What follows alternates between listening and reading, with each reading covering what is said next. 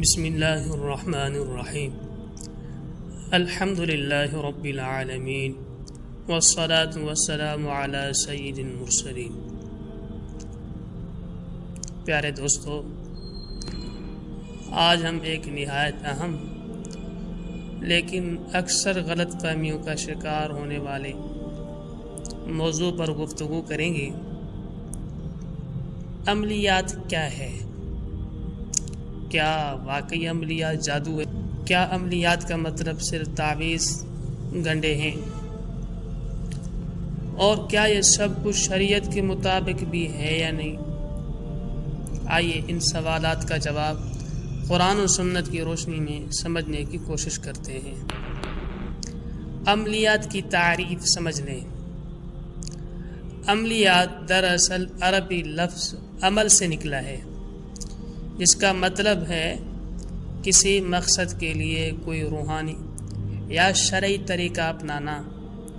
اسلامی سیاق میں عملیات ان مخصوص اذکار، دعاؤں، آیات قرآنی اور اسماء الہی کے مجرب وادیوں کو کہا جاتا ہے، جو کسی جسمانی، روحانی یا دنیاوی حاجت کے حصول کے لیے کی جاتے ہیں، شریعت کے حدود میں رہ کر۔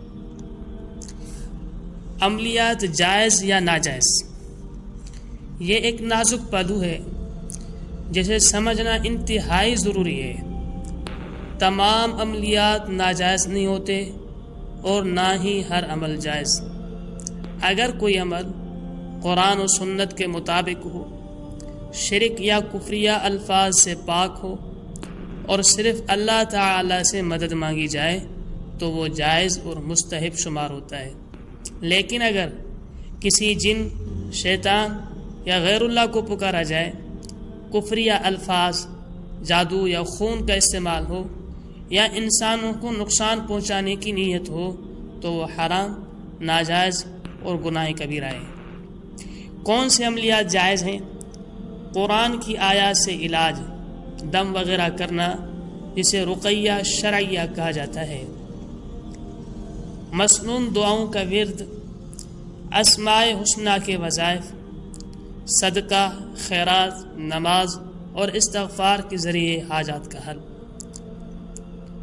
استخارہ اور استخباری دعائیں، یہ تمام طریقے اسلامی روحانی علاج کے زمرے میں آتے ہیں اور جائز ہیں۔ اب کون سے عملیات ناجائز ہیں؟ کالے جادو یا سفلی عمل، جنات کی مدد لینا، خون، ہڈی یا نجاست سے تعویذ لکھنا، شیطانی منتر یا غیر شرعی زبان، کسی کی بندش، جدائی یا نقصان کی نیت سے کیا جانے والا عمل، ایسے تمام اعمال اسلام میں سخت ممنوع اور قابل سزا ہے۔ عملیات کی اقسام: روحانی عملیات جیسے قرآن مجید سے علاج، اسماء الہی، آیات شفا۔ خیری عملیات، حاجت روائی، رزق میں اضافہ، رشتہ یا اولاد کے لیے دعائیں۔ حفاظتی عملیات، نظر بد سے بچاؤ، جادو ٹوٹکا سے نجات، جنات سے حفاظت۔ سفلی یا کالے عملیات ممنوع ہیں۔ جنات کی مدد، جادو، بندش یا دشمن کو نقصان پہنچانا جو ناجائز اور گناہ ہے۔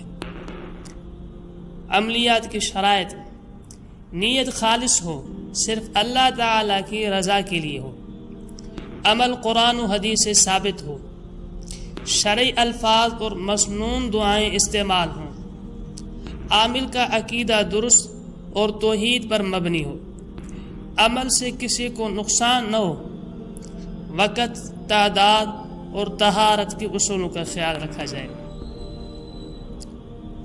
عزیز ناظرین، اسلام ہمیں جسمانی علاج کے ساتھ ساتھ روحانی تدابیر کی بھی اجازت دیتا ہے، لیکن حدود کے اندر۔ عملیات کا مقصد کسی کو تکلیف دینا نہیں، بلکہ راستہ کھولنا، آسانی پیدا کرنا اور اللہ تعالی کے قریب ہونا ہے۔ آئیے علم عملیات کو درست زاویے سے سیکھیں، سمجھیں اور صرف حق اور خیر کے لیے استعمال کریں۔